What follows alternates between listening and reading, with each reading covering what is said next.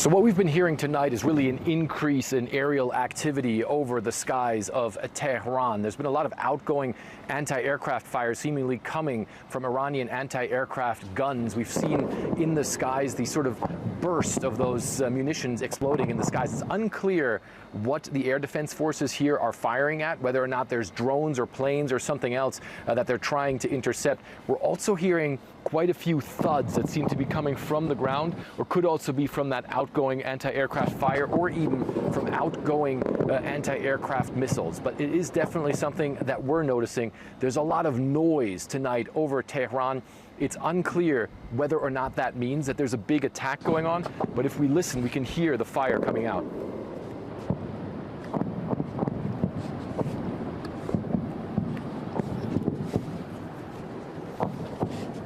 So you can see those are the things that we've been hearing. Those are the things that we've been seeing as this evening has been progressing. There certainly is a lot going on in the skies over Tehran. Fred Pleitgen, CNN, Tehran. Well, a key report by the International Atomic Energy Agency, the IAEA, has fueled arguments on both sides of this fight about how close Iran is to a nuclear weapon. Now, last week, you may remember, the Board of Governors of the IAEA declared Iran in breach of its non-proliferation obligation, saying that Iran had uranium enriched to 60% purity, which is shy of the weapons-grade level of 90% purity, and enough of it to potentially make 9 nuclear bombs. Now, the IAEA criticized Iran's what they call general lack of cooperation.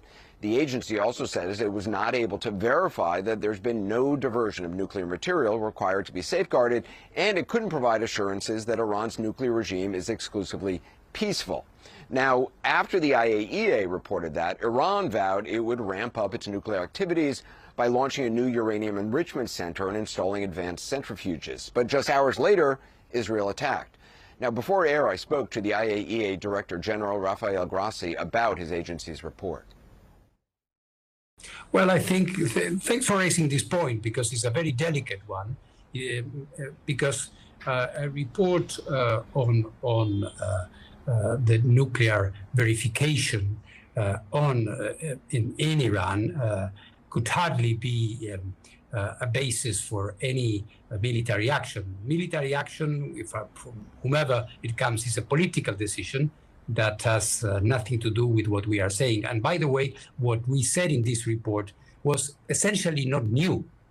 We have been, for quite a long time already, indicating that we were not getting from Iran the replies and responses and clarifications that we were needing in terms of a number of nuclear activities throughout the country. In that report, I also said that at this point, we do not have any indication that there is a systematic program in Iran to manufacture, to produce a nuclear weapon.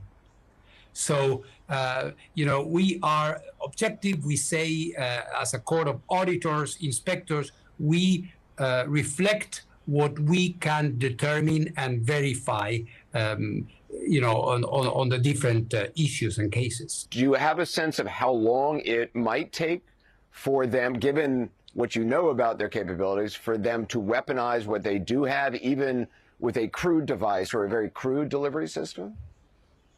Well, it depends. And again, here one has to discriminate, Anderson. One has to look at the material on the one hand, which is the enriched uranium, and there has been a lot of speculation in the press and in other, outlets here and there about this. One thing is to have the material to put in a warhead, and a very different one is to have everything else that, as you can imagine, goes inside a warhead to make it work. And we do not have any evidence that this is ongoing in Iran. It is true that in the past, in the early 2000s, there had been some activities which were assessed at that time as related to nuclear weapon design and nuclear weapon development. So that has happened in the past. We are not seeing this now. Saying how long it would take for them, it would be pure speculation, because we do not know whether there was somebody, secretly pursuing these activities. We haven't seen that, and we have to say it. Just as we are saying, and I repeat again, just as we are saying that Iran is not answering all our questions, that they are the only country in the world that is enriching 60% uranium, outside, of course, those who have nuclear weapons. Just finally, there's a lot of discussion about the U.S. obviously getting involved, using these so-called bunker buster bombs against the facility at Fordo. Just from a scientific standpoint, this is obviously unknown. These weapons have never been used before, certainly not against this facility or a facility like it. From a scientific standpoint, are you concerned about unintended consequences of dropping enormously powerful munitions on this Fordo facility? I hope this doesn't happen. I'm a diplomat with 40 years of work for peace. So I hope this doesn't happen. I hope that we can go back to a diplomatic solution, because, at the end of the day, of course, physical structures can be destroyed, but you cannot destroy knowledge. You cannot destroy technological advancements being made in a country. So what we continue to believe is important, is to find a way to go back to the diplomatic table. We believe that with a good agreement and with a robust verification, inspection, there's no need to bunker busters or anything like this. Diplomacy is the way forward. Director General Rafael Grossi, thank you very much for your time. Thank you very much. It was a pleasure. President Trump saying he'll make a decision on striking Iran within 2 weeks, and the fighting here continues. Today, despite a week of Israeli airstrikes, Iran showed that it still has enough missiles to cause serious destruction. 4 missiles hit early this morning. A strike in Ramat Gan to our east. Most businesses were closed at the time, and a big apartment tower avoided a direct hit, so no lives were lost there. In the Negev, Beersheva's main hospital sustained heavy damage from a strike. Several dozen people injured, most of those light injuries. For its part, Israeli forces continued targeting nuclear sites inside Iran, hitting the nuclear reactor complex in Arak, southwest of Tehran. The reactor there can make the bomb material plutonium, most famously used in the Fat Man device dropped on Nagasaki. It's also above ground and vulnerable to airstrikes. Other sites, most notably Fordo, not so vulnerable, which is why today's announcement from the White House is so important. I have a message directly from the president, and I quote, "Based on the fact that there's a substantial chance of negotiations that may or may not take place with Iran in the near future, I will make my decision whether or not to go within the next 2 weeks." That's a quote directly from the president for all of you today. Well, she was also asked about the as yet unreconciled gap between the president and the U.S. intelligence community on how close Iran is to getting the bomb.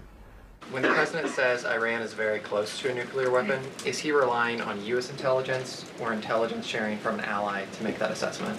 It is a fact, and the United States government maintains this fact, that Iran has never been closer to obtaining a nuclear weapon.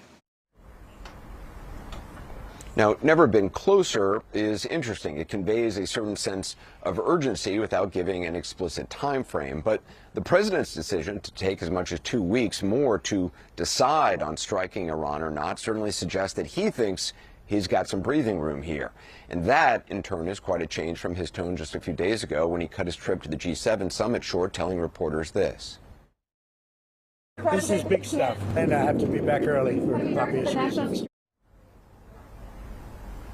Well, that was on Monday, and shortly before, you'll remember, he went on social media warning people in Tehran to flee. In his words, everyone should immediately evacuate Tehran. Tonight, that sense of immediacy has been replaced by something else, something different. And though we don't yet know why or to what end, the words themselves are familiar. Here's the president late last month when asked whether Vladimir Putin was stringing him along on Ukraine. I can't tell you that, but I'll let you know in about 2 weeks. Within 2 weeks, we're going to find out very soon. Two weeks, within 2 weeks. That was more than 3 weeks ago, and no decision on Russia yet. Now, whether today's 2-week time frame will turn out the same is impossible to know. But again, for both Trump 47 and Trump 45, 2 weeks is both a callback and a go-to. I will make that decision, I would say, over the next 2 weeks. I could answer that question better in 2 weeks, and I'll do this at some point over the next 2 weeks. I'll announce it over the next 2 weeks. You know, in about 2 weeks. It'll be out in about less than 2 weeks, probably. Or maybe in 2 weeks.